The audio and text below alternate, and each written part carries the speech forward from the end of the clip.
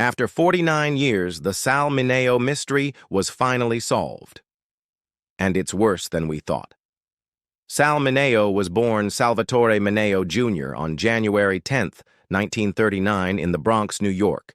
He was the son of Sicilian immigrants who worked tirelessly to support their large family. From an early age, Mineo showed a precocious talent for performance, and by the age of 10, he was already appearing on stage, including in the Broadway production of The King and I, where he portrayed the Crown Prince alongside Yul Brynner. This early exposure to the world of theater not only honed his acting skills, but also introduced him to the discipline and demands of professional performance. Mineo's breakthrough came at the tender age of 16 when he was cast in the now iconic role of John Plato Crawford in the 1955 James Dean classic Rebel Without a Cause. In the film, Mineo delivered a deeply emotional and nuanced portrayal of a troubled, sensitive teenager grappling with feelings of abandonment and loneliness, a performance that resonated powerfully with audiences and critics alike. His chemistry with Dean was palpable, and many modern commentators have since interpreted his character as a groundbreaking representation of closeted gay youth in 1950s cinema, a radical and unspoken gesture in a deeply repressive era. For his role, Mineo received an Academy Award nomination for Best Supporting Actor, making him, at the time, one of the youngest actors ever to be nominated for an Oscar. The years that followed cemented Mineo's status as a teen idol and serious actor. He was often cast in roles that showcased his intense emotional range, dark good looks, and brooding vulnerability. Films such as Giant, 1956, Crime in the Streets, 1956, and The Gene Krupa Story, 1959, added to his growing resume. In 1960, he again earned an Oscar nomination for his performance in Exodus, where he played a Jewish Holocaust survivor, another role that demonstrated his skill at inhabiting emotionally complex, often tormented characters. Yet even at the height of his fame, Mineo faced significant challenges. As he aged out of teenage roles, Hollywood's typecasting and the industry's discomfort with his rumored homosexuality began to limit the parts he was offered. By the late 1960s, Mineo found himself increasingly marginalized in Hollywood. Openly gay in his private life, he was one of the few male actors of his time to live authentically at a time when doing so meant risking career suicide. His refusal to conform to traditional Hollywood expectations of masculinity and heteronormativity cost him many roles. However, instead of retreating, Mineo turned to the stage and directing, proving his versatility and resilience. He appeared in and directed several theatrical productions, including the Los Angeles production of Fortune and Men's Eyes, a controversial play dealing with sexuality and prison violence, which underscored Mineo's bravery in tackling difficult and often taboo topics. By the early 1970s, Sal Mineo, once a teenage heartthrob and Academy Award-nominated actor, was on a determined mission to reinvent himself as a serious artist beyond the confines of Hollywood's typecasting. In December 1972, he took a bold and surprising leap into the world of opera by stage-directing The Medium, a haunting short opera composed by Giancarlo Menotti. The production was held in Detroit and marked a significant departure from Mineo's earlier mainstream film roles. With operatic contralto Muriel Costa Greenspan powerfully embodying the role of Madame Flora, a troubled, fraudulent medium, and Mineo himself portraying Toby, her mute, tormented servant, the performance gave him a chance to express his artistic vision behind the scenes while still making a dramatic impact on stage. It was a role he approached with gravity and introspection, highlighting his desire to challenge audiences and stretch beyond his youthful image. Mineo's passion for dark, complex characters continued in 1975 when he returned to television in a chilling role on NBC's hit mystery series Columbo. In the gripping episode titled A Case of Immunity, Mineo played Rachman Habib, the assistant to a ruthless and manipulative consular official from a fictional Middle Eastern nation, played by Hector Elizondo. The episode was steeped in political intrigue, and Mineo's nuanced performance reminded viewers of his range and depth as a character actor, far removed from the vulnerable, misunderstood teenagers he once portrayed. That same year, he appeared in what would become one of his final television roles, a guest appearance on the popular crime drama SWAT. In this unsettling episode, Mineo took on the part of a charismatic yet dangerous cult leader whose delusional ideology and hypnotic control over his followers drew unmistakable parallels to the notorious Charles Manson. It was a daring role, tapping into America's lingering fear of manipulative figures hiding behind utopian facades, and once again showed Mineo's willingness to tackle provocative material that many actors might shy away from. By 1976, after years of struggling with the industry's reluctance to cast him in meaningful roles, Mineo was beginning to experience a promising career resurgence.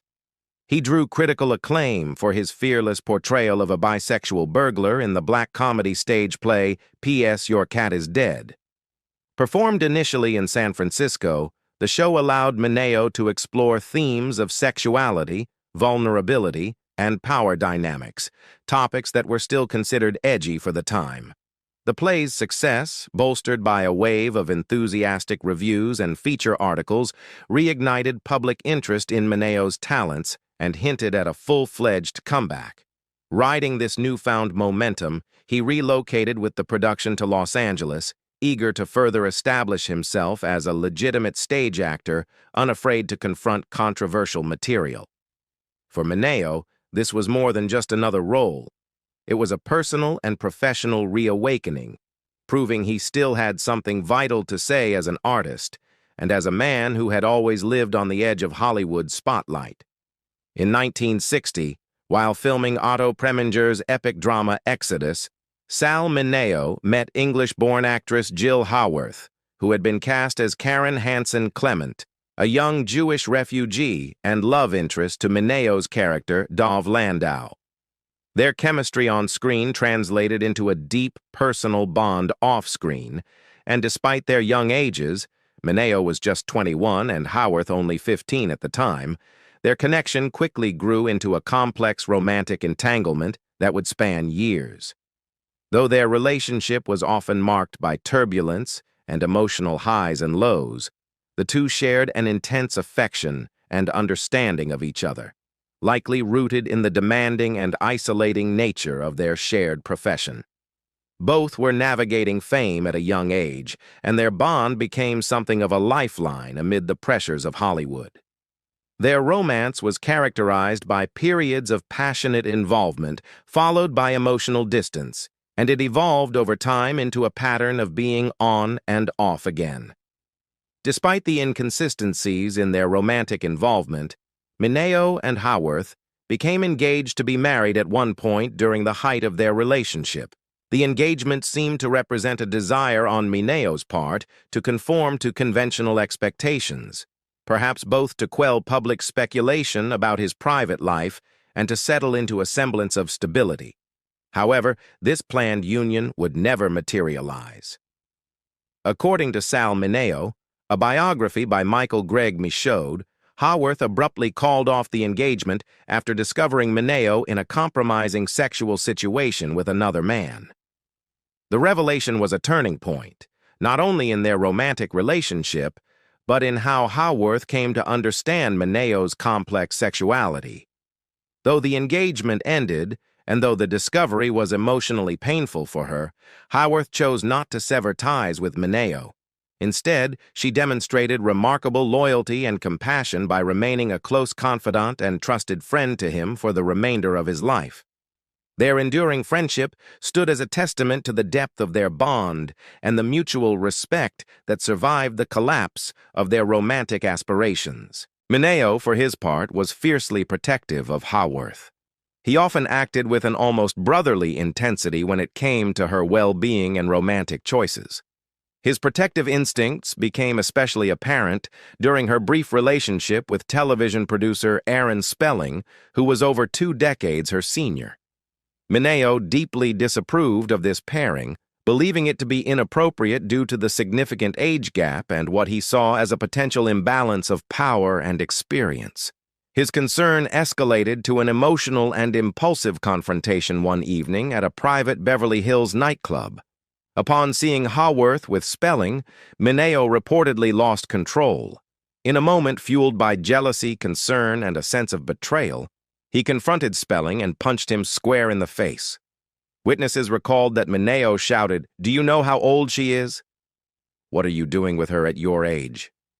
The incident revealed the depths of his emotional investment in Haworth's life, and perhaps his unresolved feelings for her. It also reflected Mineo's inner turmoil, caught between his love for Haworth, his own unacknowledged or suppressed sexuality, and the pressure to maintain public appearances in a judgmental era. By the later years of his life, Mineo had come to embrace his identity more openly, at least within his personal circle. At the time of his tragic death in 1976, he was in a committed, long-term relationship with actor and acting coach Courtney Burr III. Their partnership had lasted 6 years and provided Mineo with emotional stability, creative companionship, and a quiet, private domestic life.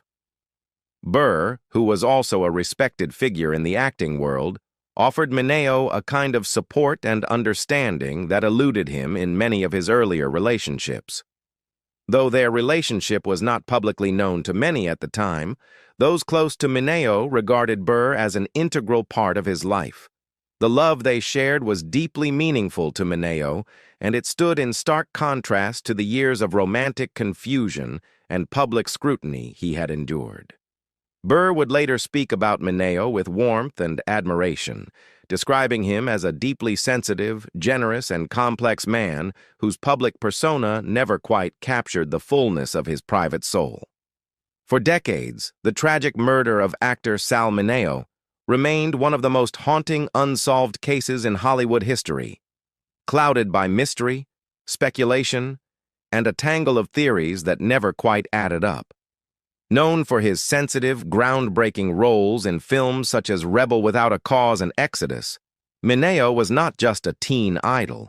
He was a deeply talented performer whose career had seen a significant resurgence in the years leading up to his untimely death. On the night of February 12, 1976, the 37-year-old actor was returning to his apartment in West Hollywood after a rehearsal for the play P.S. Your Cat is Dead, in which he had just landed a lead role. As he stepped out of his car and walked toward his building, he was viciously attacked and fatally stabbed in the heart in a dark alleyway, mere feet from the safety of his own home. The sudden and brutal nature of the murder sent shockwaves through the entertainment industry and devastated his fans. Initial rumors abounded. Was it a mugging gone wrong? Was it connected to Mineo's sexuality, which he had kept mostly private, but was beginning to live more openly? Was it a hate crime, a professional jealousy, or even something more sinister involving powerful people in Hollywood who felt threatened by Mineo's outspoken personality and growing activism? In the early days of the investigation, law enforcement was overwhelmed with conflicting witness accounts, vague leads, and dead ends. The lack of forensic technology at the time also made solving the case all the more difficult. For years, the identity of the killer remained unknown, and the police were left with nothing but conjecture and a public growing more frustrated with each passing year. Then, in a stunning turn of events, nearly 2 years after the murder, a breakthrough finally came. But it would take decades more for the public to truly reckon with the dark reality behind Mineo's death. In 1979, a young man named Lionel Ray Williams, a 21-year-old pizza delivery driver from Michigan, was arrested for an unrelated robbery in Los Angeles. During questioning, authorities discovered that Williams had also been boasting to others about being involved in the stabbing of a famous actor. Under mounting pressure and with growing evidence, including a witness who saw someone matching his description fleeing the scene, Williams was charged and ultimately convicted of Mineo's murder. He was sentenced to 57 years in prison.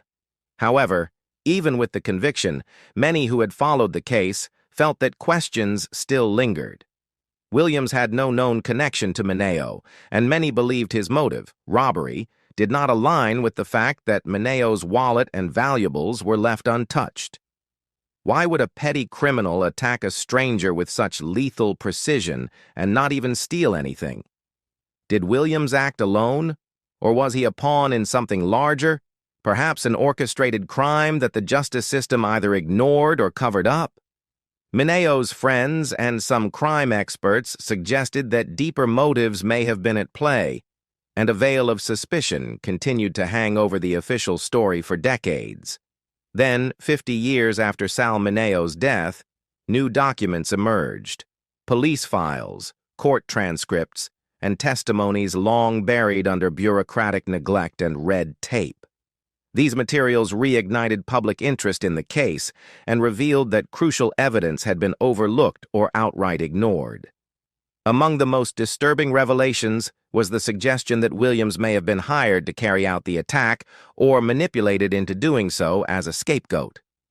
Internal memos from the original investigation hinted at interference from individuals with ties to organized crime, and even Hollywood insiders who allegedly wanted Mineo silenced, for reasons ranging from financial disputes to fears that he might expose certain figures for their closeted homosexuality or other scandals.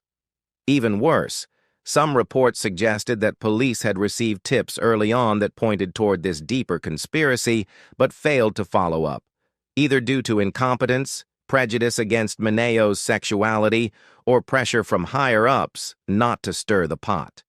The Los Angeles Police Department, already under scrutiny in the 1970s for corruption, racial bias, and poor handling of celebrity cases, quietly closed the file once Williams was convicted, despite the fact that many inconsistencies remained unresolved. To the modern observer, the final twist in the Sal Mineo case isn't just that justice took so long. It's that even now, justice might not have been fully served. While Lionel Ray Williams remains in prison, possibly the only person ever to pay for the crime, the full scope of what happened to Sal Mineo may never be completely known. What we do know, half a century later, is that this was more than a random killing. It was a tragedy fueled by fear, intolerance, negligence, and perhaps hidden agendas that ensured one of Hollywood's brightest stars was forever silenced under a shroud of ambiguity. The case of Sal Mineo remains not only a tale of loss, but a chilling reminder of how truth can be delayed, distorted, or buried altogether, and how the worst part of a mystery is often not the unanswered question, but the answers that were purposefully ignored.